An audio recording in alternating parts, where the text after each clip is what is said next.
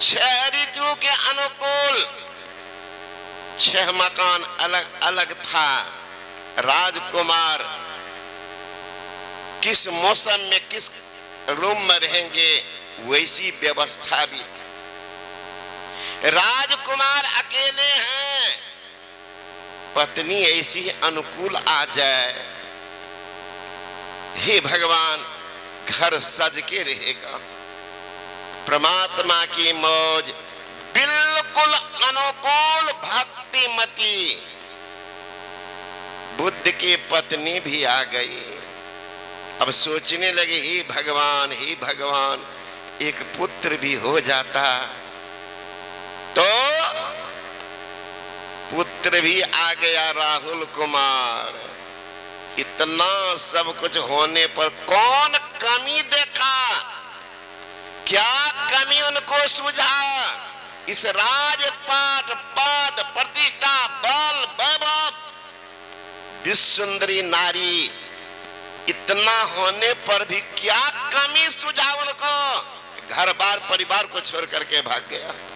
क्या सूझा था, क्या सूझा था? भगवान महावीर राजा के बेटा है, क्या सूझा? बैठ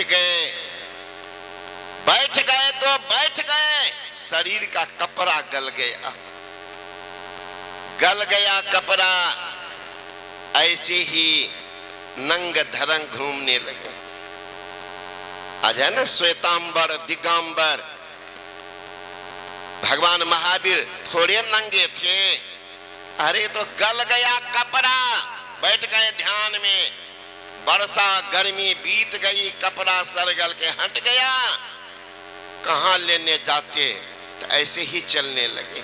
आज उनके अनुयायी उनका नकल करते हैं, तो कमी किस बात? बंगाल के राजा थे तिलकचंद, एक ही पुत्र था गोपीचंद। 5 साल की उम्र में पिता संसार को अलविदा करते। दुखिया मां पुत्र की मोह ममता के आंचल में संभाल के रखी, अन्यत्र नहीं झांकी। एक ही है सिर, चंद्रमा एक ही है, सूर्य एक है, रोशनी फैला रहे। कुल का दीपक अगर एक हो, अच्छा 7 पुत्र हो, कुकर्मी हो, उससे अच्छा तो नहीं हो। जो माँ बाप के नामों निशान को मिटा करके कलंकित कर दे, ऐसा पुत्र मर जाना भी ठीक है। संपलटू साधुकार जननी रहे तो बाज, बेसाकट ना जने।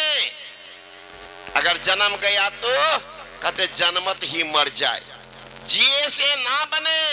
अरे पुत्र से भला मदार, फिरे ना दोख में। अरे हारी पलटो, पुत्रवती सोई नारी, भक्त जय कोख में। धन व माँ जो भक्त पुत्र को पैदा करती है। माई कहती है कि बाबा इसमें मेरा क्या दोष है? कि मैया तुम्हारा तो भारी दोष है, तुम्हारा दोष नहीं है। आज 80 वर्ष का बूढ़ा बूढ़ी बैठे होंगे, उनसे पूछिए तो दीक्षा ले लो मैया। नहीं ले लियो बाबा, आप कब लभो चिता पर? पूछिए तो बाबा सबको। संस्कार को तो बर्बाद करता बेटा, अवगुण खोजता। अरे पागल, चिमनी की क्या गलती है? ईट टेढ़ है, मेरी है ईटा, टेढ़ा मेरा। आप रोते हैं बाबा आशीर्वाद दीजिए, चिमनी से ईटा तो टेढ़े निकलता। कोई कहेगा अरे तू पागल हो क्या, वो चिमनी बेचारी को दोष दे रहे हो? दोष है फरमा की। फरमा अगर लचर पचर होगी, ईट टेढ़ी मेरी होगी।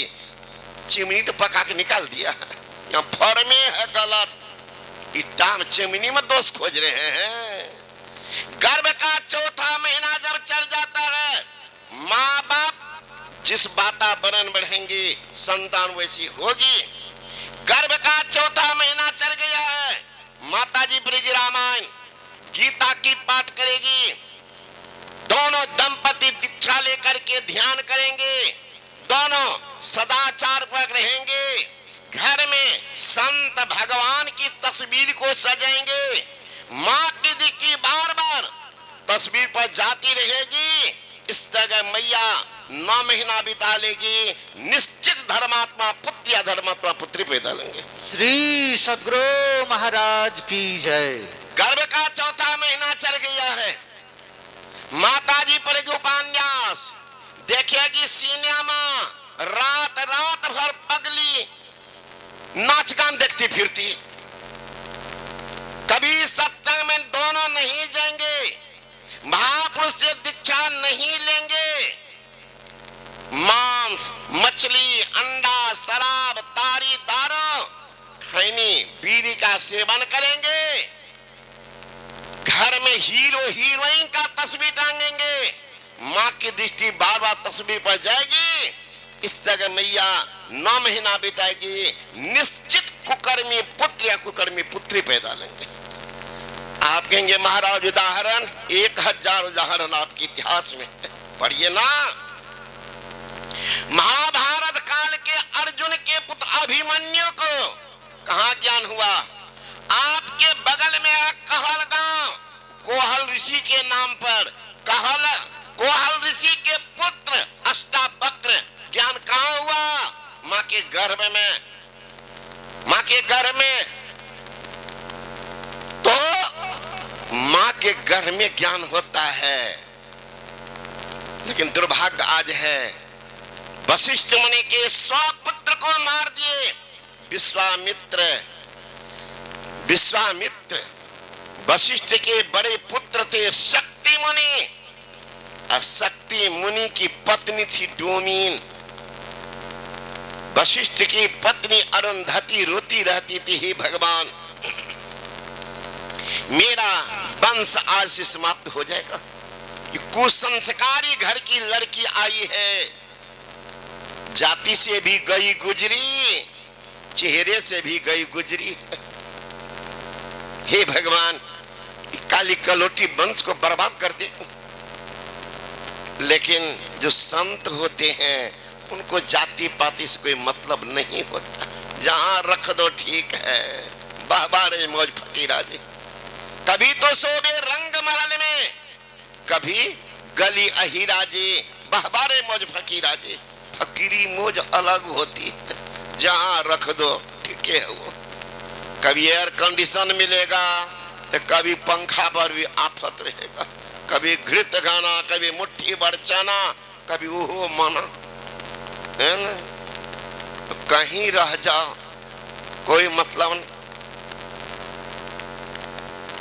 वशिष्ठ मुनि ने कहा अपने बेटा शक्ति से कि शक्ति, जब भी सत्संग हो, जब भी हवन हो, तुम बहू को बिठाई रखना। का जी बाबूजी। साथ रखते थे शक्ति मुनि अपने पत्नी को, साथ रखते थे। परिणाम हुआ गर्भवती हुई थी। अब उसी समय में उनके पति मारे गए, विश्वामित्र ने मार दिया। अब उनकी वशिष्ठ मुनि के पत्नी अरुंधति बार बार रोती थी, पापी ने वंश को समाप्त कर दिया। बेचैनी, विह्वलता, विकलता इतनी बढ़ी थी कि वही बड़ी पुतहू जो जाति से डोमिन कहलाती थी, आई अपने सास के पास। रोती हुई सास को कहती है कि माँ, रोना चाहिए इस अभागिन बहुए को जो 100 के 100 विधवा हुई है। आप रोती हो तो हम लोगों पर क्या बीतेगी। हे मैया, इस तरह से रुलाई मत करो, नहीं तो 100 की जान और जाएगी। कहने लगी, बेटा पापी ने वंश को समाप्त कर दिया। दादा दादी को जलांजलि देने वाला नहीं रहा, घर का दीपक सदा के लिए बुझ गया, माँ बाप का रोशन तो चला ही गया। इसलिए बेटा रह रह करके अनागत पीढ़ी की मुझे याद सता रही है। पुतो कहती है नहीं माँ, आपका वंश समाप्त नहीं हुआ है। अपने दादा दादी को जलांजलि देने वाला, अपने माँ बाप के नाम को रोशन करने वाला, अपना अमर कीर्ति संसार में फैलाने वाला, आपके जसगान को बढ़ाने वाला आपका पोता आ रहा है मैया, चिंता मत करो। आपका पोता कहाँ माँ, कहाँ है बेटा? आपका पोता मेरे पेट में पल रहा है मैया, वो दादा दादी के नाम को रोशन करने वाला आ रहा है, चिंता मत करना। वशिष्ठ मुनि के पास गई अरुंधति कि पापी को कहीं मालूम न हो जाए, उस अनागत पीढ़ी का भी को भी मार न दे, हे नाथ इनको सुरक्षित रखिए। वशिष्ठ मुनि अपने पुतोह को लेके चले, आगे आगे वशिष्ठ मुनि पीछे पीछे वन की पुतोह जा रही। जंगल झाड़ का रास्ता आया, सुरम्य वातावरण, कहीं कोलाहल नहीं, वेद मंत्र का उपनिषद के ऋचा का पाठ हो रहा है ना। यन मनसा न मनुते ये नारघोर मनोमतम तदे ब्रह्मत्तं विद्धि नेदं यदि दमोपासते। यन मनसा न मनुते ये नारघोर मनोमतम तदे ब्रह्मत्तं विद्धि नेदं यदि दमोपासते। वशिष्ठ मुनि का भी बगल देखिए, अगल देखिए, पीछे देखिए, कोई बच्चा तो है ही नहीं। लगता है बच्चा बोलता आ रहा है, वो भी ऐसा बच्चा जिनके मुंह में अभी दांत नहीं हुआ है। उस तोतली बोली से संस्कृत का विशुद्ध उच्चारण कलेजा में मानो वैराग्य की अग्नि को प्रदीप्त कर रहा है। मन जब नहीं माना, वशिष्ठ मुनि ने कहा अपनी पुतोह को कि बेटी मुझे एक भ्रम हो रहा है। कौन सी का पिताजी? एक बच्चा लगता है मेरे पीछे पीछे चल रहा, पीछे पीछे चल रहा है, अब वेद मंत्र का उच्चारण कर रहा है, ये भ्रम है क्या? नहीं पिताजी भ्रम नहीं है। कहते कौन गा रहा है? आपका पोता। कहाँ है? अब मेरे पेट में पल रहा है, वही आपके वंश के रोशन करने वाला आ रहा है। वही जब जन्म लिए बस शक्ति मुनि की वह बेटा जन्म ले लिया, पराशर ऋषि। पराशर के ही पुत्र है व्यासदेव। अब व्यासदेव के पुत्र सुखदेव मुनि। दुर्भाग्य आज है माए बाप को पते नहीं है। जब बेटा जवान होता गधा जैसे कर प्रणाम करो, करने कर दे। सिखाया कब? भगवान राम उठते थे प्रातः काल, उठ के रघुनाथा, माता पिता गुरु नावई माता,